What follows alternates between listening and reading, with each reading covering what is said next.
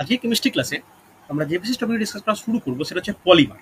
দেখো, পলিমারের গতদিন আমি প্রথম অংশ ক্লাস আরম্ভ করেছিলাম, সেখানে বেসিক কিছু পলিমারের ক্লাসিফিকেশন বা শ্রেণী বিভাগ এবং পলিমারের এক্সাম্পল ডিসকাস করা হয়ে গেছিল। আজকের ক্লাসে আমরা তারপর থেকে ছোট্ট একটা পার্ট বাকি আছে, সেগুলো আমরা পরপর আলোচনা করব। তো প্রথমেই আমরা যেটা আলোচনা করে নেবো এই আজকের এই টপিকের, যে বেশ কিছু গুরুত্বপূর্ণ যে পলিমার রয়েছে, এই পলিমারের কিন্তু আমাদের ধর্ম একটু পড়তে হবে। আমরা আগের দিন কিন্তু পলিমারের যে মনোমার এবং মনোমারের সংকেত কীরকম হয় সেটা কিন্তু আলোচনা করে নিয়েছিলাম। বলেছিলাম যে ওই পলিমারগুলোরই বিশেষ কিছু টপিক ডিটেলস আলোচনা করা দরকার। তো সেইগুলো আজকের আমরা আলোচ্য টপিক। প্রথম টপিক নোট ডাউন করে নাও, বিশেষ পলিমার বলে। বিশেষ পলিমার বলে বেশ কিছু পলিমার পড়তে হবে, যেগুলো দিয়ে কোশ্চেন আসতে লক্ষ্য করা যায়। তাহলে দেখো, এই যে পলিমার বলছি না, এই যে পলিমারের এক্সাম্পল কি কি বা কি ব্যাপার সেটা সম্বন্ধে একটা বেসিক ধারণা তোমাদের কিন্তু গত ক্লাসে তৈরি হয়েছে, কারণ গত ক্লাসে মনোমার সহ কিন্তু আমি আলোচনা করেছি। আজকে তার মধ্যেই একটা অন্যতম গুরুত্বপূর্ণ পলিমারে আলোচনা করব। হেডিং করো পলি ইথিলিন। হ্যাঁ কিনা, সব থেকে ইম্পর্টেন্ট, সব থেকে বহুল ব্যবহৃত পলি ইথিলিন, যেটাকে আমরা শর্ট ফর্মে পিই বলি। দেখো, আমরা দৈনন্দিন জীবনে যে প্লাস্টিক বা পলিথিন বলি, এটাই কিন্তু পলি ইথিলিন। মনে থাকবে, এটাই পলি ইথিলিন। এর কিভাবে কোন মনোমার দ্বারা গঠিত আমরা কিন্তু নোট ডাউন করেছি। তবে ভালো করে শুনে রাখো, এর আন্ডারে কি কি জিনিস আমাদের পড়া প্রয়োজন বা কি কি জিনিস জানার প্রয়োজন, এটা কিন্তু গুরুত্বপূর্ণ। দেখো, এই যে পলিথিন বলছি, তো এই পলিথিন দু ধরনের হয়, এটাও মনে হয় গত ক্লাসে আলোচনা করা ছিল। কি কি দু ধরনের হয়? দেখো, পলি ইথিলিনকে তো আমরা পিই বলি। এই পিই কে দুটো ভাগে ভাগ করা যায়। একটা হচ্ছে এলডিপি, ফুল ফর্ম কেউ বললে খুশি হব। আর একটা হচ্ছে এইচডিপি। বলো কি হবে? High LDPE low density density polyethylene আর আর হাই হাই একটা হচ্ছে density high polythene. Density. High density polythene, একদমই কারেক্ট। এই দুটো একটু আমাদের না, এই এলডিপি আর এইচডিপি একটু কিভাবে প্রস্তুত করা হয় এটা একটু আমাদের জানা প্রয়োজন। ঠিক আছে, দেখো, এই পলিইথিলিনের মনোমারটার নাম কি? এর মনোমারটা কি? এর মনোমার কি? ইথিলিন। ইথিলিন। Ethylene monomer. ইথিলিনের সংকেত আমরা আগের দিন আলোচনা করেছি যে CH2 ডবল বন্ড CH2 হয়, হ্যাঁ কি না? তাহলে একটা জিনিস মনে রাখা দরকার, কিভাবে দুটো তৈরি হচ্ছে, দুটো উৎপাদনটার পার্থক্যটাই বাকি, এটা কিন্তু কোশ্চেনের জন্য গুরুত্বপূর্ণ। তাহলে প্রথমেই আমরা যেটা দেখবো, এই ইথিলিন থেকে লো ডেন্সিটি কিভাবে তৈরি হচ্ছে। তাহলে ছোট্ট করে একটা বিক্রিয়া খুব ভালোভাবে নোট ডাউন করো। বিক্রিয়া লিখলেই কিন্তু হবে CH2 ডবল বন্ড CH2। এটা ব্যাকেটে আমি এন লিখলাম। এন বলতে যত সংখ্যক ইচ্ছা, সে 100 200 500 হতে পারে। আমি 2 1 4 নয়, কিন্তু পলি মানে প্রচুর। এখানে তীরচিহ্ন দাও। তীরচিহ্ন দিয়ে উৎপন্ন হচ্ছে যেটা, সেটা হচ্ছে এলডিপি। আচ্ছা, এলডিপি লিখো না, এইভাবে লিখে নাও যে CH2 CH2 এরকমভাবে লেখো। মানে এইটা হচ্ছে না, পলিইথিলিনকে এইভাবে রিপ্রেজেন্ট করা হয়। ঠিক আছে, এখানেই ব্যাকেটে লিখে নাও এলডিপি। ওকে, লো ডেন্সিটি পলিইথিলিন। তাহলে কি কি দিলে বা কোন বিক্রিয়ার প্রভাবে বা কোন কন্ডিশনে এটা সম্পন্ন হয়, নোট ডাউন করে নাও, যেটা খুব গুরুত্বপূর্ণ। 170 থেকে 250 ডিগ্রি সেন্টিগ্রেড টেম্পারেচার। ওকে, মনে থাকবে? তাহলে 170 থেকে 250 ডিগ্রি উষ্ণতায় ইথিলিন গ্যাসকে যদি উচ্চ চাপ বলতে কি, প্রায় 1000 থেকে 3000 বায়ুমণ্ডলীয় বা অ্যাটমসফেরিক প্রেসার যদি দেওয়া হয়, তখনই কিন্তু লো ডেন্সিটি পলিইথিলিন তৈরি হয়। তাহলে তোমাদের মনে প্রশ্ন আসতে পারে, স্যার হাই ডেন্সিটি পলিথিলিন তৈরি করতে কি কি করা প্রয়োজন? নোট ডাউন করে নাও। একইভাবে দেখো, এদিকে লিখছি আমি কি, এদিকে লিখছি ইথিলিন। ইথিলিন থেকে কি পাবো? ইথিলিন থেকে আমরা পলি ইথিলিন পাবো। দেখো, এটা কিন্তু পলি ইথিলিনের সংকেত। ওকে, তাহলে এটা কি করব? এটা হচ্ছে এইচডিপি, হাই ডেন্সিটি পলি ইথিলিন। তাহলে এইখানে ভালো করে শুনে নেওয়া প্রয়োজন, ভালো করে বুঝে নেওয়া দরকার। এখানে কি দেব, এখানে কি দিলে এটা পসিবল হবে বা কি দিলে হাই ডেন্সিটি তৈরি হবে। এখানে জাস্ট টেম্পারেচারটা আগের থেকে কমাবো। নিম্নচাপ বলতে কত? নিম্নচাপ বলতে প্রায় 3 থেকে 10 অ্যাটমসফেরিক প্রেসার, অর্থাৎ নিম্নচাপে 70 থেকে 100 ডিগ্রি সেন্টিগ্রেড উষ্ণতায়, নিম্নচাপে 70 থেকে 100 ডিগ্রি সেন্টিগ্রেড উষ্ণতায় বিশেষ একটা অনুঘটক আছে। অনুঘটকের নামটা নোট ডাউন করে নাও, জিগলার নাটা অনুঘটকের সহযোগিতায়। ওকে, জিগলার নাটা অনুঘটকের উপস্থিতি। ওকে, এইটা কিন্তু কোশ্চেন আছে। এই জিগলার নাটা অনুঘটক দিয়ে এই বছর যে রেলের পরীক্ষা হলো, এনটিপিসি পরীক্ষা, কোশ্চেন এসেছিল। নিচের কোনটি জিগলাটা অনুঘটকের সংকেত বা কি কোনটা মিশ্রণ? খুব গুরুত্বপূর্ণ, আমি লেখাচ্ছি। তাহলে জিগলার নাটা অনুঘটকের উপস্থিতিতে হাই ডেন্সিটি পলিইথিলিন তৈরি হয়। বলো, এই দুটো নিয়ে কারো কোনো ডাউট থাকলে বলো। ক্লিয়ার হয়েছে? তাহলে শুধুমাত্র বিক্রিয়ার শর্ত আমরা পাল্টে দিচ্ছি, বিক্রিয়ার শর্ত পাল্টে দিচ্ছি, তো বিক্রিয়া থেকে উৎপন্ন পদার্থটা চেঞ্জ হয়ে যাচ্ছে। পদার্থটা চেঞ্জ হচ্ছে না, পলিথিনটা মানে পলিথিলিনটা একই থাকছে, তাদের ঘনত্বটা পরিবর্তন হচ্ছে। ঠিক আছে, মনে থাকবে, এটা কিন্তু গুরুত্বপূর্ণ। বলো, কারো কোনো ডাউট থাকলে বলো। এই বিক্রিয়া লেখা নিয়ে বা বুঝতে কোনো ডাউট অসুবিধা থাকলে বলবে আমাকে। সৃজিতা, বুঝতে পেরেছো? জুঁই বোঝা গেছে তো? হ্যাঁ স্যার। দেখো, তোমার এই এসএলএসটি পরীক্ষার ক্ষেত্রে কেমিস্ট্রি ক্ষেত্রে জিগলাটা কিন্তু খুব ইম্পর্টেন্ট একটা কোশ্চেন আসতে পারে। তো প্রত্যেকে হেডিং করো, ছোট্ট করে স্টার দিয়ে একটা পয়েন্ট, জিগলার নাটা। ওকে, খুব ইম্পর্টেন্ট কিন্তু জিগলার নাটা অনুঘটক। দেখো, এটা কিন্তু একদম 11-12 কেমিস্ট্রির টপিক। কেউ বলতে পারবে, জুই বলা যাবে জিগলার নাটা অনুঘটক অ্যাকচুয়ালি কার, কি কি মানে কি ব্যাপারটা? দেখো, জিগলার নাটা অনুঘটক না দুভাবে প্রস্তুত করা যায়। দেখো, আমি 1 নম্বর আর 2 নম্বর দিচ্ছি। জিগল্যান্ড অনুঘটক হচ্ছে বহু যৌগের মিশ্রণ, বহু না, দুটি যৌগের মিশ্রণ। ফার্স্টে নোট ডাউন করো, ট্রাই ইথাইল অ্যালুমিনিয়াম। নাম কিন্তু মনে রাখতে হবে, triethyl aluminium, triethyl aluminium. তার সঙ্গে কিসের মিশ্রণ? লিখে রাখো, titanium tetrachloride. Titanium, titanium tetrachloride. Okay, titanium tetrachloride এর মিশ্রণকে কি বলা হয়? এর মিশ্রণকে বলা হয় জিগল্যান্ড অনুঘটক। শুধু কি তাই, এর সঙ্গে ভালো করে শুনবে, খুব ইম্পর্টেন্ট ব্যাপার এটা, যে টাইটেনিয়াম টেট্রাক্লোরাইড যেমন বললাম, এই ডাইমিথাইল ইথাইল এই দুটোর মিশ্রণকেও বলা হয়। আর একটা ক্ষেত্রেও করা হয়, নোট ডাউন করো, এটা কিন্তু ট্রাই ইথাইল বলেছি। এরপরে এটাকেও বলা হয় যে ডাই ইথাইল,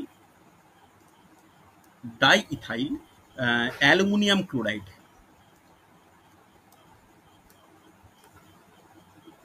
অ্যালুমিনিয়াম ক্লোরাইড মনে থাকে যেন, দুটোকেই কিন্তু বলা হয় ডাই ইথাইল অ্যালুমিনিয়াম ক্লোরাইড।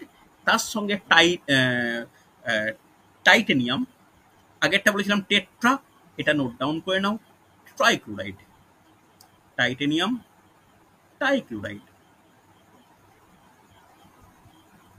হচ্ছে, এর মিশ্রণকে কি বলা হয়? জিগলার নাটা অনুঘটক বলা হয়। ক্লিয়ার হয়েছে প্রত্যেকে?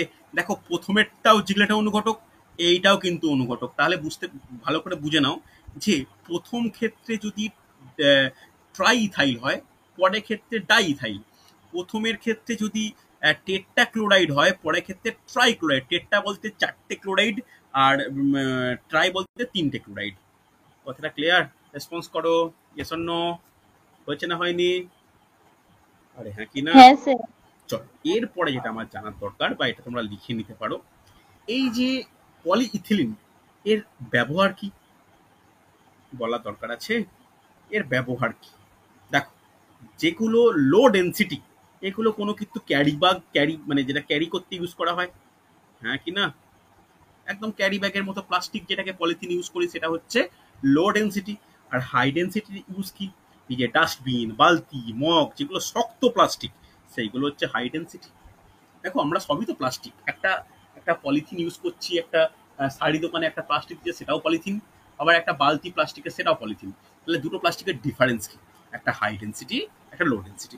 ব্যবহার আলাদা করে লেখার প্রয়োজন আছে, নোট ডাউন করে নাও কিন্তু।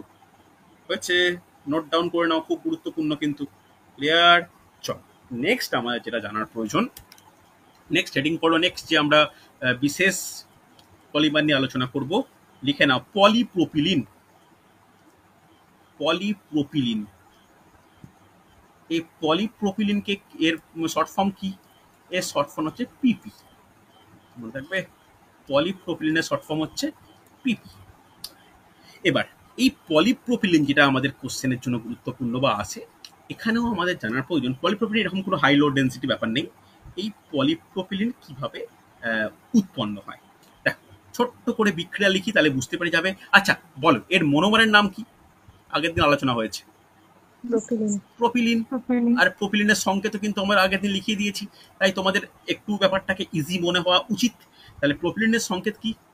CH2 double bond C single bond CH3। এবার এটার হচ্ছে কি বলবো, এটা এন সংখ্যক, কতগুলো আমরা জানি না, মানে অসংখ্য। এবার এর এখান থেকে উৎপন্ন হবে কি? এখান থেকে উৎপন্ন হবে CH2 CHN নিচে CH3। এটা কিসের সংকেত? এটা হচ্ছে পলিপ্রোপিলিনের সংকেত। এবার এইখানে কি কন্ডিশন লাগবে? কি কন্ডিশনটা নোট ডাউন করে নাও, যে লো লো টেম্পারেচারে, লো টেম্পারেচার বলতে লো টেম্পারেচার কথা শোনা ভালো শোনা ঠিক কথা নয়, লো প্রেসারটা অ্যাপ্রোপ্রিয়েট, লো টেম্পারেচার একদমই নয়। লো প্রেসারে অর্থাৎ 5 থেকে 25 অ্যাটমসফেরিক প্রেসার, 70 থেকে 90 ডিগ্রি সেন্টিগ্রেড উষ্ণতা, এতে এর সঙ্গে একইভাবে সেই জিগলার নাটা অনুঘটক, যেটা আমি আগে এতটা ডিটেলস আলোচনা করলাম, এই অনুঘটকের প্রভাবে একটা কোঅর্ডিনেশন পলিমারাইজেশন বিক্রিয়ার মাধ্যমে এই পলিপ্রোপিলিন গঠিত হয়। হচ্ছে আমাদের কিন্তু বিক্রিয়ার শর্ত কিন্তু ইম্পর্টেন্ট। এবার বলো, এবার যেটা ইম্পর্টেন্ট, যেটা এই ছাড়াও যেটা ইম্পর্টেন্ট, এই পলিপ্রোপিলিনের ইউজ, পলিপ্রোপিলিনের ব্যবহার বলা যাবে, লিখে লিখে লিখে নাও, যে প্যাকিং মেটেরিয়াল হিসেবে ইউজ করা হয়। প্যাকিং মেটেরিয়াল, ওকে, এই কথাটা কিন্তু ইম্পর্টেন্ট, মোড়ক তৈরিতে ইউজ করা হয়। এছাড়া ভালো করে শুনবে, জলের পাইপ, জলের ট্যাঙ্ক, তোমরা যে জলের প্রত্যেকের বাড়িতে জলের ট্যাঙ্ক রয়েছে, এই জলের ট্যাঙ্ক, জলের পাইপ, এইগুলো প্রস্তুত করতে কিন্তু যে যেগুলো আমাদের বাথরুম ফিটিংসের যে জিনিস, এর যে স্টাক মানে গঠনগত যে উপাদান, এটা কিন্তু কি, এটা হচ্ছে প্রত্যেকটা পলিপ্রোপিলিন বা পিপির। ওকে, এটা যেন মনে থাকে। হচ্ছে নেক্সট আমার যেটা যে পলিথিন নিয়ে পড়বো, খুব গুরুত্বপূর্ণ, পলিভিনাইল ক্লোরাইড। হ্যাঁ কি না? পলিভিনাইল ক্লোরাইড প্রচুর ইম্পর্টেন্ট যে কোনো পরীক্ষার জন্য। পলিভিনাইল ক্লোরাইড, দেখো অ্যাকচুয়ালি এই চ্যাপ্টারটা আগের দিনই বলেছিলাম, যারা 11-12 কেমিস্ট্রি যাদের ছিল তাদের কিন্তু কিছুটা চেনা মনে হবে, বাকিদের যারা আর্টস ব্যাকগ্রাউন্ডের স্টুডেন্ট তাদের ক্ষেত্রে নতুন বা কঠিন মনে হতে পারে। কিন্তু নতুন কঠিন যাই হোক না কেন, আমাদের এটা করতে হবে, কারণ পরীক্ষায় এখান থেকে কোশ্চেন আসতে লক্ষ্য করা যায়। তাহলে পিভিসির ক্ষেত্রে যদি বলা হয় এর মনোমারটাকে, এর মনোমারকে আরেকবার আলোচনা করে নাও, vinyl chloride. Vinyl chloride. Vinyl chloride, তাহলে আমাদের একইভাবে ভিনাইল ক্লোরাইডের যখন আমরা লিখছি, ভিনাইল ক্লোরাইডের সংকেত আমি আগের দিন দেখিয়ে দিয়েছিলাম, এই ভিনাইল ক্লোরাইড থেকে কিভাবে উৎপন্ন হচ্ছে বিক্রিয়া আমাদের জানা প্রয়োজন, একই না? তাহলে ভালো করে শুনে নাও, এই ভিনাইল ক্লোরাইড থেকে ডাইরেক্ট ভাবে মানে কিভাবে পলিভিনাইল ক্লোরাইড উৎপন্ন হয়, এর ক্ষেত্রে একটা জিনিস মনে রাখা প্রয়োজন, যে ভিনাইল ক্লোরাইড এটা কিন্তু তেমন কোনো মানে কি বলবো, তেমন কোনো কন্ডিশনের রেসপেক্টে বা কারোর প্রভাবে পলিমারে কনভার্ট হয় না। এটা কিন্তু এই যে পদ্ধতিটা হবে, যে পদ্ধতিটাকে বলা হবে সাসপেনশন অনুঘটকের প্রভাব, মানে সাসপেনশন অনুঘটক in that sense suspension polymerisation পদ্ধতি। জাস্ট লিখে নাও, আমি তারপরে ব্যাখ্যা করব। নোট ডাউন করে নাও যে CH2 double bond CH Cl, এটা কি লিখলাম? Vinyl chloride. এখান থেকে কি উৎপন্ন হচ্ছে? Polyvinyl chloride. পলিভিনাইল ক্লোরাইডটা কিরকম লিখি আমরা? CHN, এখানে হচ্ছে Cl, এটা পলিভিনাইল ক্লোরাইড। এর যে পদ্ধতি, এটা কি? Suspension polymerisation. নোট ডাউন করো, সাসপেনশন পলিমারাইজেশন। ওকে, ইম্পর্টেন্ট কিন্তু সাসপেনশন পলিমারাইজেশন। এবার তোমাদের মনে হতে পারে এই সাসপেনশন পলিমারাইজেশন কি? সাসপেনশন পলিমারাইজেশন হলো, এটা হচ্ছে জাস্ট একটা নির্দিষ্ট বিক্রিয়া, নির্দিষ্ট বিক্রিয়া বলতে মানে নির্দিষ্ট মানে উষ্ণতার প্রভাবে কি হয়, এই মনোমারগুলো নিজেদের মধ্যে পারস্পরিক কি বলবো, পারস্পরিক বিক্রিয়া করে, পারস্পরিক বিক্রিয়া ইন দ্য সেন্স মানে বন্ড ব্রেকিং, বন্ড মেকিং, মানে এটা একটা একদম কেমিস্ট্রির কোর টপিক, তাই আমি এতটা ডিটেলসে ঢুকছি না। মানে একটা বন্ধন তৈরি, বন্ধন ভেঙে যাওয়া, এর মাধ্যমে কিন্তু এটা এই পলিমারে কনভার্ট হয়। এবং একটা জিনিস অ্যাড করে রাখি, এই যে গোটা বিক্রিয়ার ক্ষেত্রে টেম্পারেচার 55 থেকে 60 ডিগ্রি সেন্টিগ্রেড মেনটেন করা হয়। ওকে, হ্যাঁ কি না? চল, এর ক্ষেত্রে এই পলিভিনাইল ক্লোরাইডের ক্ষেত্রে নেক্সট যেটা জানার প্রয়োজন, এর ব্যবহার। এর ব্যবহার কি? দেখো, এটা কিন্তু সিট তৈরিতে ইউজ করা হয়। ঠিক আছে, লিখে নাও, পলিভিনাইল সিট তৈরিতে ব্যবহার করা হয়, যেটা হচ্ছে মেঝের ওপর একটা বিশেষ আস্তরণ দেখবে দেওয়া হয়, অনেক জায়গায় থাকে। পলিভিনাইল সিট তৈরিতে ব্যবহার করা হয়। তারপর নোট ডাউন করো পাইপ ফিটিংস। পাইপ ফিটিংস এর ক্ষেত্রে কিন্তু এটা ইউজ করা হয়, অর্থাৎ বিভিন্ন টাইপের পাইপ ফিটিংস কিন্তু পলিভিনাইল ক্লোরাইড ইউজ করা হচ্ছে। ওকে, অসুবিধা নেই। তা তা এরপরে একটা জিনিস ইম্পর্টেন্ট, যেটা তার, লিখে রাখো বৈদ্যুতিক তার। বর্তমান দিনে বৈদ্যুতিক তারের মোড়ক এবং বৈদ্যুতিক তারের বিভিন্ন আস্তরণ প্রস্তুতিতে কিন্তু এই পলিভিনাইল ক্লোরাইডের বিভিন্ন গুরুত্বপূর্ণ ভূমিকা রয়েছে। ঠিক আছে, এটা কিন্তু মনে রাখার ব্যাপার যে এটা জল, তেল, অ্যাসিড, ক্ষার, কোনো রাসায়নিক বিক্রিয়ার প্রভাবে কিন্তু এই পলিভিনাইল ক্লোরাইড গলে যায় না। এইটাই হচ্ছে পলিভিনাইল ক্লোরাইডের অন্যতম গুরুত্বপূর্ণ একটা ব্যাপার হচ্ছে। মনে থাকবে? চল, নেক্সট নোট ডাউন করবে যে আমরা যে এটা নিয়ে আলোচনা করব, যে টেফলন। টেফলন, এবার টেফলন নিয়ে তোমরাই বলো যে টেফলনের আসল নাম কি? আগের দিন করেছিলাম, টেফলনের আসল নাম কি? ভেরি গুড, পলিটেট্রাফ্লুরোন ইথিলিন, হ্যাঁ কি না, যাকে আমরা টেফলন বলি। তাহলে টেফলনের মনোমারটার নাম কি? টেফলনের মনোমারের নাম কি? টেট্রাফ্লুরো ইথিলিন, হ্যাঁ কি না, টেট্রাফ্লুরো ইথিলিন। তাহলে এই টেট্রাফ্লুরো ইথিলিন এটা কি করে? এরা কিন্তু হচ্ছে পরশ সাসপেনশন পলিমারাইজেশনের মাধ্যমে কিন্তু গঠন করে। তাহলে ছোট্ট করে নোট ডাউন করে নাও, এর মনোমার হচ্ছে, ডবল রিপিট হোক আলোচনা, অসুবিধা নেই, টেট্রাফ্লুরো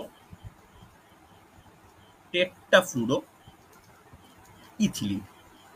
সংকেত কিন্তু লেখানো হয়ে গেছিল আগের দিন, তাই আমি ডাইরেক্ট বিক্রিয়ায় চলে যাই। টেট্রাফ্লুরো ইথিলিন কিরকম কিরকম সংকেত? CF2C ডবল বন্ড CF2, মানে হাইড্রোজেনের পরিবর্তে কি থাকবে? হাইড্রোজেনের পরিবর্তে হচ্ছে ফ্লুরিন থাকে। এখান থেকে কি উৎপন্ন হয়? এখান থেকে উৎপন্ন হয়, একইভাবে নোট ডাউন করো, F2C সিঙ্গেল বন্ড CF2। ওকে, তাহলে এই যে বিক্রিয়াটা, এই বিক্রিয়াটার পদ্ধতি কি? এখানেও নোট ডাউন করে নাও। এখানেও পদ্ধতিটা হচ্ছে কি? সাসপেনশন পলিমারাইজেশন বিক্রিয়া। সাসপেনশন পলিমারাইজেশন বিক্রিয়া বলতে কোনটা? যে বন্ড ব্রেকিং মেকিং প্রসেস। ওকে, সাসপেনশন পলিমারাইজেশন বিক্রিয়া মনে থাকে যেন। এবার একটা জিনিস মনে রাখার ব্যাপার, যে এই যে বিক্রিয়া, এটা বিক্রিয়াটা মানে কোন প্রারম্ভকের প্রয়োজন, মানে একটা বিক্রিয়াটা কোনো না কোনো প্রারম্ভক বা কোনো একটা স্টার্টিং মেটেরিয়াল প্রয়োজন। তাহলে ব্যাকেটে লিখে নাও যে extra information, benzoyl peroxide, benzoyl peroxide প্রারম্ভকের উপস্থিতিতে। ওকে, বেঞ্জোইল পারক্সাইড প্রারম্ভক লিখে নাও, এটা কিন্তু ইম্পর্টেন্ট। তাহলে এই প্রারম্ভক কি করছে? বিক্রিয়া শুরু করছে। এর উপস্থিতিতে সাসপেনশন পলিমারাইজেশন বিক্রিয়ার মাধ্যমে টেট্রাফ্লুরো ইথিলিন থেকে টেফলন বা পলি টেট্রাফ্লুরো ইথিলিন গঠিত হয়। এবার তোমরাই বলো, বা যদি কেউ জেনে থাকে বলবে, এর কাজ কি বলে মনে হয়, বা এটার ব্যবহার কি বলা যাবে? লিখে রাখো। হ্যাঁ, ভেরি গুড, সুন্দর। প্রথমে নোট ডাউন করবে, অন্তরক পদার্থ হিসাবে ব্যবহার করা হয়, অন্তরক পদার্থ হিসেবে ব্যবহার করা হয়। এরপর নোট ডাউন করবে নন স্টিক বাসন। ভেরি গুড, সুন্দর। এখন দেখবে বর্তমান দিনে এই নন স্টিক বাসনের একটা ব্যবহার চূড়ান্তভাবে বেড়েছে। এই নন স্টিক বাসনপত্র তৈরি করতে কিন্তু টেফলন ইউজ করা হয়। এই নন স্টিক বাসন আর অন্তরক, এটা দিয়ে কিন্তু কোশ্চেন দেয় হচ্ছে, অসুবিধা নেই, মনে থাকবে। চলো, লাস্ট আমরা যে বিশেষ পলিথিন নিয়ে আলোচনা করব, এখনো শেষ হয়নি, তবে এটা অনেকটাই এগিয়ে এসছে, সেটা হচ্ছে স্টাইরিন। স্টাইরিন, বল ওপর থেকে, এই স্টাইরিন এর আসল নাম কি?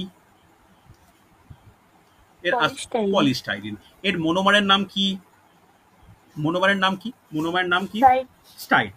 এবার তাহলে লিখে নাও প্রত্যেকে, স্টাইরিন কিরকম, কি ব্যাপার, বা কিভাবে উৎপন্ন হয় একটু লিখে রাখা দরকার। স্টাইরিন অ্যাকচুয়ালি পলিস্টাইরিনই বলা হয়। তাহলে স্টাইরিনের সংকেত কিরকম? নোট ডাউন করো, একটা বেঞ্জিন বলয় আঁকা প্রয়োজন। এটা বেঞ্জিন, বেঞ্জিন বলয়ের ওপর এখানে CH ডবল বন্ড CH2। মনে রাখো, আমি বলছি না যে এরকম মুখস্থ করতেই হবে, এগুলো কম্পিটিটিভ সময় আসে কিন্তু। তাহলে এখান থেকে উৎপন্ন হচ্ছে কি? পলিস্টাইরিন। তাহলে পলিস্টাইরিনের ফর্মুলা কি? খুব ভালো করে বোঝো, বেঞ্জিন বলয়, এখানে CH, দেখো ঠিক এইভাবে থাকে, হোল এন, বোঝা গেল? হোল এন বলতে কি লিঙ্ক হয়ে হয়ে হয়ে হয়ে বহু সংখ্যক বা পলি টাইপ অফ অ্যাড হয়ে গিয়ে গঠন করছে। কিন্তু এই বিক্রিয়াটা সম্পন্ন হয় কিসের দ্বারা বলা যাবে? এই এই বিক্রিয়া সম্পন্ন হচ্ছে, ভালো করে শোনো, যে পলিমারেশন বিক্রিয়া। লিখে নাও, এটা কিন্তু হচ্ছে পলিমারেশন বিক্রিয়া। এই পলিমারেশন বিক্রিয়াটাও কিন্তু কি টাইপের? সাসপেনশন পলিমারেশন বিক্রিয়া। লিখে নাও, সাসপেনশন পলিমারেশন বিক্রিয়া। ওকে, এবার এখানে কোন কি প্রারম্ভক ইউজ করা হয়? একই রকম, ঠিক আগের মতো। লিখে নাও, বেনজোইল পারক্সাইড প্রারম্ভক কিন্তু ইউজ করা হয়। নেক্সট যেটা জানার ব্যাপার, এর ব্যবহার, এই স্টাইরিনের ব্যবহার বলা যাবে। এই স্টাইরিনের ব্যবহার আমাদের মনে রাখার ব্যাপার যে এই যে বিভিন্ন যে বৈদ্যুতিক তার, তারের আবরক, তারের আবরক, এই তারের আবরক প্রস্তুতিতে কিন্তু স্টাইরিনের গুরুত্বপূর্ণ ভূমিকা রয়েছে।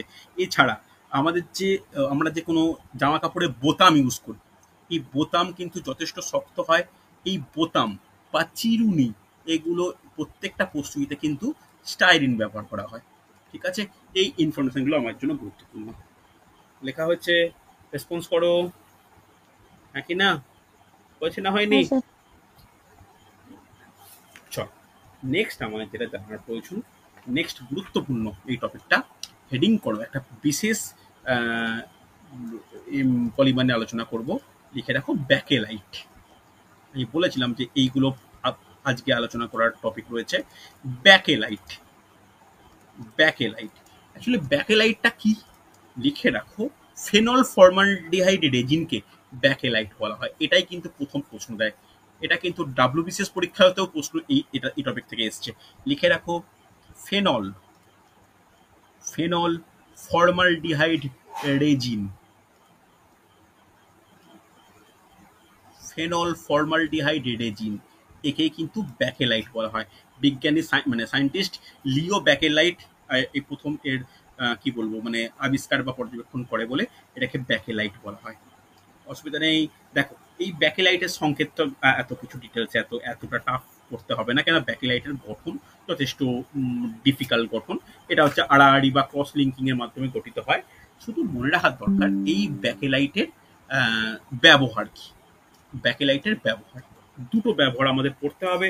বলতে পারবে এই ব্যাকেলাইটের ব্যবহার কে কি জানো বলো? সৌমির বলা উচিত, সৃজিতার বলা উচিত, জোরে জোরে। বৈদ্যুতিক সরঞ্জামের ক্ষেত্রে ব্যবহার করা হ্যাঁ, হয়। বৈদ্যুতিক সরঞ্জাম বুঝলাম, স্পেসিফিক করে যদি বলো যে কি রকম বৈদ্যুতিক সরঞ্জাম। মানে ইলেকট্রনিক্স, হুম, তাহলে প্লাগ। হ্যাঁ, লিখে রাখো যে এই যে আমাদের যে প্লাগ পয়েন্ট, এই যে ইলেকট্রিকের প্লাগ, সুইচ বোর্ড, এই সব প্রস্তুতে কিন্তু ব্যাকেলাইট ইউজ করা হয়। হ্যাঁ কি না? সেকেন্ড নোট ডাউন করবে, খুব গুরুত্বপূর্ণ। এই যে আমাদের দেখবে টেলিফোন, টেলিফোন বলতে আগেকার দিনে পুরো তো ল্যান্ডফোন মনে আছে, ল্যান্ডফোনের যে স্ট্রাকচার, জাস্ট নোট ডাউন করো যে ল্যান্ডফোন, এই ল্যান্ডফোনের যে গঠনটা, এটা কিন্তু ব্যাকেলাইট দিয়ে তৈরি করা হয়। ওকে, নেক্সট নোট ডাউন করবে কম্পিউটার অ্যাক্সেসরি বা কম্পিউটার সামগ্রী, কম্পিউটারের বিভিন্ন সামগ্রী, এগুলো কিন্তু এই ব্যাকেলাইট দিয়ে তৈরি করা হয়। ওকে, লিখে নাও, কম্পিউটার সামগ্রী। তাহলে এইগুলো প্রস্তুতিতে কিন্তু ব্যাকেলাইট একমাত্র গুরুত্বপূর্ণ ভূমিকা পালন করে। অসুবিধা নেই। চল, নেক্সট নোট ডাউন করবে আরেকটা যে পলিমার নিয়ে আলোচনা করা প্রয়োজন, নাইলন। নাইলন, নাইলন দেখো, নাইলন কি? নাইলন কি বলা যাবে? কেউ জানো? আইডিয়া রয়েছে? দেখো, নাইলন হচ্ছে একটু জটিল। জটিল কেন বলছি? পলিঅ্যামাইড গুলোকে নাইলন বলা হয়। জাস্ট একটা ছোট্ট পয়েন্ট হেডিং করে নোট ডাউন করে নাও, কৃত্রিম পলিঅ্যামাইড। ওকে, এটা দিয়ে কিন্তু কোশ্চেন দেয় প্র্যাকটিস, এটা অনেক জায়গায় অনেক পরীক্ষায় কোশ্চেন দেখেছি। নাইলন হলো, অনেকগুলো অপশন থাকে। নাইলন কি? কৃত্রিম পলিঅ্যামাইডকে নাইলন বলা হয়। কৃত্রিম পলিঅ্যামাইডকে কিন্তু নাইলন বলা হয়। তাহলে এর মধ্যে কিন্তু অ্যামিন বর্তমান, অ্যামিন যৌগ বর্তমান। ওকে, এরপরে নাইলনের আন্ডারে আরেকটা যে কোশ্চেন থাকে, সেটা হচ্ছে নোট ডাউন করে নেবে, নাইলন 66। নাইলন 66, এই নাইলন 66 কি? এটা দিয়ে কিন্তু কোশ্চেন আছে। দেখো, মানে প্রথম আবিষ্কৃত কৃত্রিম পলিঅ্যামাইড হলো নাইলন 66। কোশ্চেন যেটা আছে, এর রাসায়নিক নাম। খুব ইম্পর্টেন্ট, নাইলন 66 এর রাসায়নিক নাম। নোট ডাউন করো রাসায়নিক নাম। তাহলে এর রাসায়নিক নাম কি? এর রাসায়নিক নাম নোট ডাউন করো হেক্সামিথিলিন ডাইয়ামিন। ওকে, তবে হেক্সামিথিলিন ডাইয়ামিন ও অ্যাডিপিক অ্যাসিড এদেরকে মিশ্রণেই এটা উৎপন্ন হয়। তাহলে এটাকে নোট ডাউন করো, ঠিক হেক্সামিথিলিন লেখার দরকার নেই, লিখে নাও যে পলিহেক্সামিথিলিন, পলিহেক্সামিথিলিন মিথিলিন অ্যাডিপামাইড। কোশ্চেন আসে কিন্তু অ্যাডিপামাইড, হাতের লেখা বুঝতে অসুবিধা হলে কিন্তু বলো। ওকে, এবার এই যে পলিহেক্সামিথিলিন অ্যাডিপামাইড এটা যে উৎপন্ন হচ্ছে কার কার দ্বারা উৎপন্ন হচ্ছে, নোট ডাউন করো, যেটা বললাম প্রথমে hexamethylene diamine, hexamethylene diamine, diamine plus adipic acid. Okay, plus adipic acid. Okay, মনে থাকবে, এটা কিন্তু খুব গুরুত্বপূর্ণ। তাহলে এই নাইলন 66 এর যদি মনোমার বলা হয় তাহলে এই দুটো কিন্তু মনোমারকে আমরা উল্লেখ করতে পারি। কোশ্চেন যদি দেয় কখনো যে নাইলন 66 এর মনোমার কি, তখন হবে হেক্সামিথিলিন ডাইয়ামিন আর অ্যাডিপিক অ্যাসিড। ওকে, হ্যাঁ কিনা? চল, এবার এই নাইলনের ব্যবহার কি? নাইলন কিন্তু দুটো হিসাবে ব্যবহার করা হয়। নাইলন 66 এর ব্যবহার কিন্তু দুটো বিশেষ উপায়ে ব্যবহার করা হয়। একটা হচ্ছে তন্তু হিসাবে ব্যবহার করা হয়, যেখানে ব্রাশ, টায়ার বা মাছ ধরার জাল, দড়ি, মশারি, এইগুলো নাইলনের মশারি বরাবর বলে, নাইলনের জাল বলে। তাহলে এইগুলো তন্তু হিসাবে ব্যবহার করা হয়। আর একটা হচ্ছে প্লাস্টিক হিসাবে ব্যবহার করা হয়। ওকে, প্লাস্টিক হিসাবে ব্যবহার করা হয় হচ্ছে বিভিন্ন বস্ত্র শিল্পের সুতোর কাজেও কিন্তু নাইলন ইউজ করা হয়।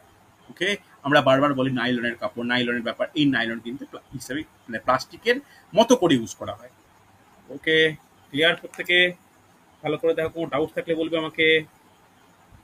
হ্যাঁ কি না? হয়েছে না হয়নি? হ্যাঁ কি না? হয়েছে। চল, নেক্সট আমাদের লাস্ট টপিক আজকে হেডিং করে নাও রবার বলে। রবার টপিকটা করলে আমাদের এই total class complete. Rubber, rubber দেখো, অ্যাকচুয়ালি রবার বলতে আমরা কি বুঝি? রবার কি? যেটা একটা তরুক্ষীর বা ল্যাটেক্স, হ্যাঁ কি না? রবার গাছ থেকে পাই। যদি প্রশ্ন করা হয়, আমাদের কেমিস্ট্রি পড়ছি, বায়োলজি নয়, তরুক্ষীর টপিকটা আমাদের ব্যাপার নয়, কিন্তু আমার যেটা জানার প্রয়োজন এই প্রাকৃতিক রবারটা কি, প্রাকৃতিক রবারটা অ্যাকচুয়ালি কি, সেখানে প্রত্যেকে হেডিং করে নাও যে সিস মানে আইসোপ্রিন অণুর সিস পলিমার। শুধু এইটুকু মনে রাখো, আইসোপ্রিন অণুর, আইসোপ্রিন অণুর সিস পলিমার। ওকে, আইসোপ্রিন অণুর সিস পলিমার।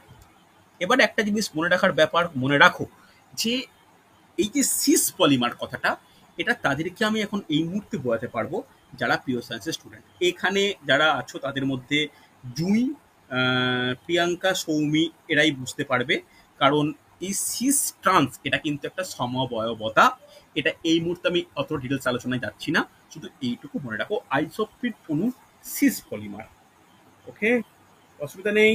চলো, তাহলে এরপরে আমার যেটা জানার প্রয়োজন, খুব ইম্পর্টেন্ট, যে সিস পলিমার তো বললাম, সিসের অপোজিট কি হয় বলো? সিসের অপোজিট হয় ট্রান্স। তাহলে এই আইসোপ্রিন অণু ট্রান্স পলিমারকে কি বলবে? নোট ডাউন করে নাও, হেডিং করো, খুব ইম্পর্টেন্ট, গাটা পারচা। কোশ্চেন দেয়, দেখো কোথা থেকে কোথায় টপিক চলে যাচ্ছে। সিস পলিমারটা হচ্ছে রবার, আর ট্রান্স পলিমারটা কি? ট্রান্স পলিমারটা হচ্ছে গাটা পারচা। ঠিক আছে, নোট ডাউন করে নাও।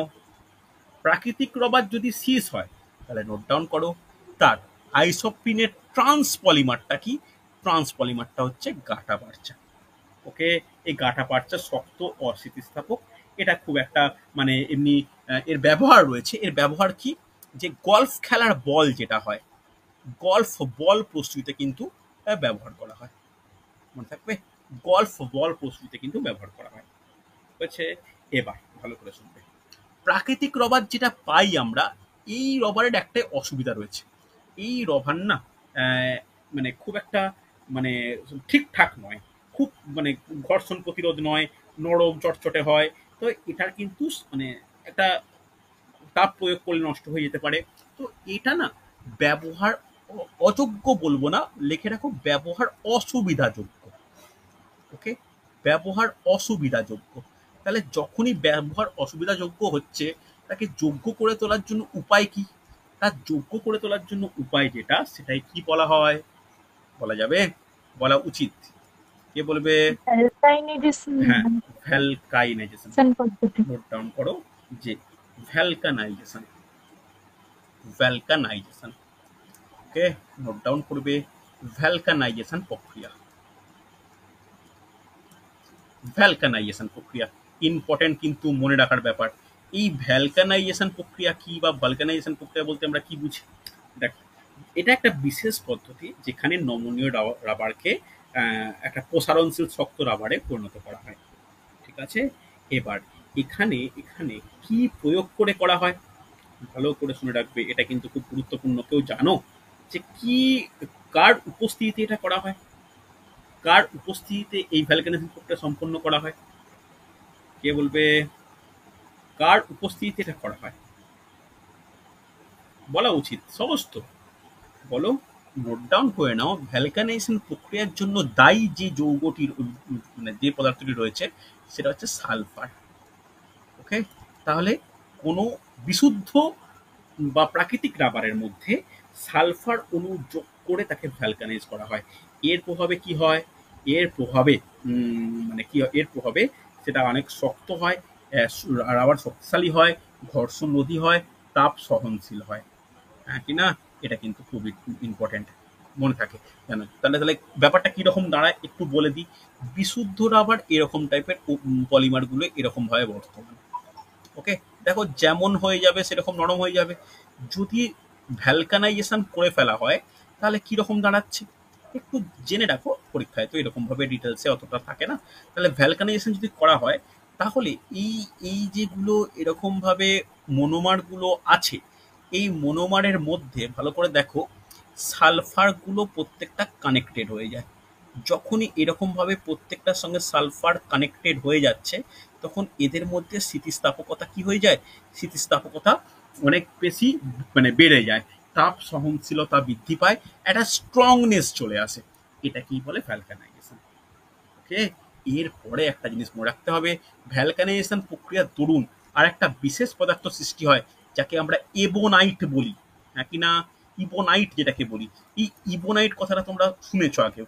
এই ইবোনাইট কি? যদি ভ্যালকানাইজেশন করতে গিয়ে বেশি পরিমাণ, বেশি পরিমাণ বা বলতে পারি প্রায় 40 থেকে 45% সালফার যদি রাবারের মধ্যে প্রবেশ করিয়ে দেওয়া হয়, তখন যে নতুন ধরনের একটা রাবার সৃষ্টি হয়, যেটা যথেষ্ট মানে শক্ত, অতি শক্ত, তাকেই বলা হয় ইবোনাইট। কথাটা লিখে রাখো, লিখে রাখো। ভ্যালকানাইজেশন প্রক্রিয়ায় যদি 40 থেকে 45% রবার এর মধ্যে, সরি, সালফার রবারের মধ্যে প্রবেশ করে, তখন রবার অত্যন্ত শক্ত হয়ে ওঠে। একেই কি বলা হয়? একেই বলা হয় হচ্ছে ইবোনাইট। ক্লিয়ার হয়েছে? রেসপন্স করো, হ্যাঁ কি না?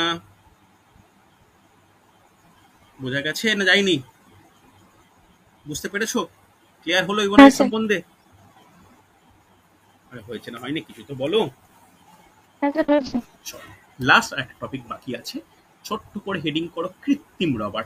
সব সময় আমাদের মনে রাখা প্রয়োজন যে সেভাবে সায়েন্সের ডেভেলপড হয়েছে, প্রতি জিনিসেরই প্রায় কৃত্রিমতা একটা চলে এসছে। তাহলে হেডিং করে নাও কৃত্রিম রবার।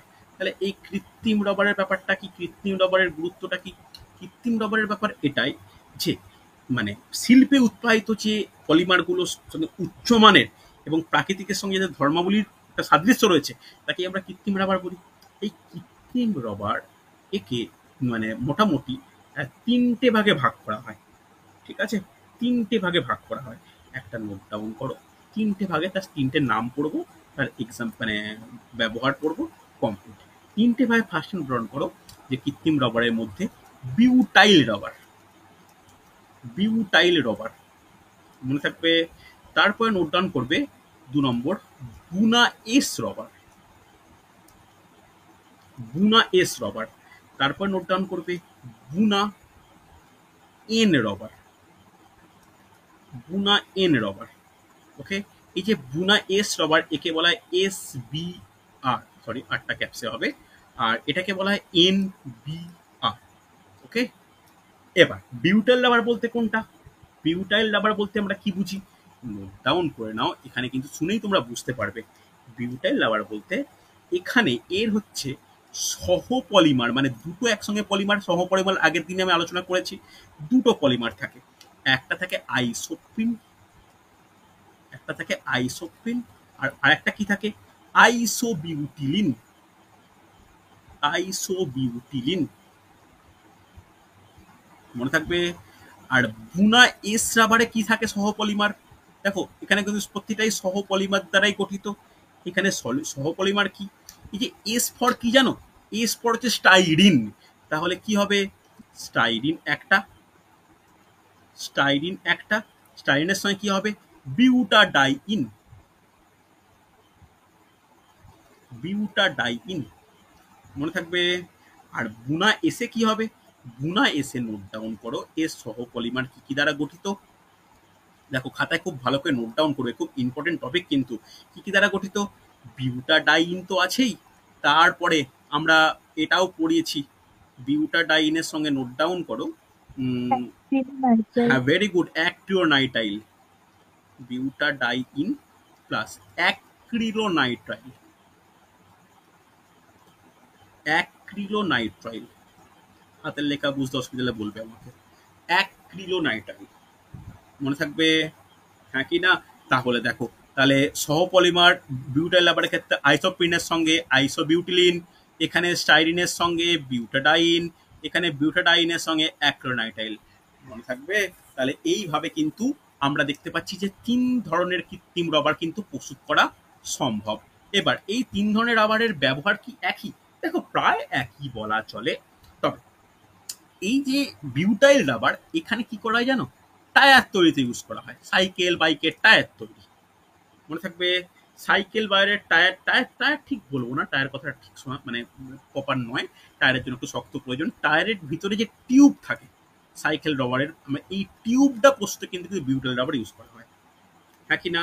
এবার বুনা এস রাবারে কি ইউজ করা হয়? লিখে রাখো টায়ার ইউজ, টায়ার, কেন ওটা একটু মানে মোটা মোটা দরকার, টায়ার তৈরিতে ইউজ করা হয়। ওকে, তবে অনেক জায়গায় জুতোর সোল থাকে না, এই জুতোর সোল তৈরিতেও কিন্তু ইউজ করা হচ্ছে। জুতোর সোল প্রস্তুতে কিন্তু বুনা এস রাবার ইউজ করা হয়। আর এই বুনা এন রাবার এখানে কি ইউজ করা হয়?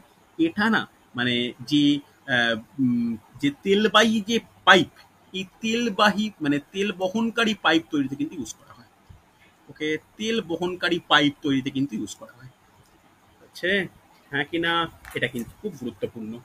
ওকে, চলো আর একটা বর্তমানে নতুন ধরনের কৃত্রিম রাবার আবিষ্কৃত হয়েছে, লিখে নাও, নিওপ্রিন। এটা কখন আমি সেই অর্থে করাই না, তা করিয়ে রাখছি, কেন এটা কোশ্চেন সে দেখিনি। তো আলোচনা যখন হচ্ছে সবটাই ঠিকঠাক আলোচনা হোক। নিওপ্রিন, তাহলে নিওপ্রিন কাকে বলে বা নিওপ্রিন কি? লিখে নাও, পলিক্লোরোপ্রিনকেই বলা হয় নিওপ্রিন। লিখে নাও, পলিক্লোরোপ্রিন, এটাকেই বলা হয় নিওপ্রিন মনে থাকবে। তাহলে নিওপ্রিনের ব্যবহার কি? নিওপ্রিনের ব্যবহার হচ্ছে অন্তরক প্রস্তুতিতে কিন্তু ব্যবহার করা হয়, ওই তেলবাহী পাইপ, জুতোর সোলেও ইউজ করা হয়, তবে মেন ব্যবহার কি? এর মেন ব্যবহার হচ্ছে অন্তরক পদার্থ প্রস্তুতিতে কিন্তু ব্যবহার করা হয়। তাহলে দেখো কৃত্রিম রাবার যেগুলো বললাম, কোনো ডাউট বা কোনো অসুবিধা থাকলে বলো আমাকে। তাহলে 4 ধরনের কৃত্রিম রাবার আলোচনা করলাম। একটা হচ্ছে বিউটাইল রাবার, বুনা এস, বুনা আর, আর নিওপ্রিন। দেখো কোনটা কি পলিমার দ্বারা গঠিত, কোনটার কি ব্যাপার আলোচনা হয়েছে, ভালো করে দেখো। কোনো ডাউট থাকলে আমাকে বলবে।